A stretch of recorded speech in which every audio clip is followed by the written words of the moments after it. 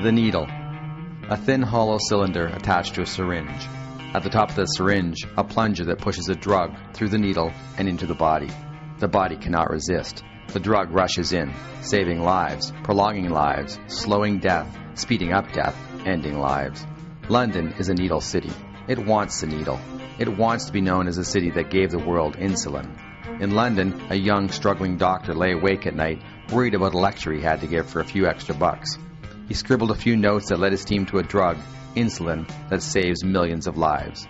London wants the needle. It wants to lead Canada in medicine. It aches to be recognized as one of the medical centers of the country. London celebrates the needle. The city created the Canadian Medical Hall of Fame. You can walk inside the downtown hall and honor medical heroes. When you're done, you can walk a few meters outside and see an empty syringe. London craves the needle. Cocaine, oxys, morphine, pills, heroin, methadone. Anything you want, you can put in a needle, and the needle pushes you further into wanting. More than 1 million needles a year are handed out at the city's free needle exchange. Injection is no longer the end of a long road, it's the start. Immediate satisfaction in a society that wants results now.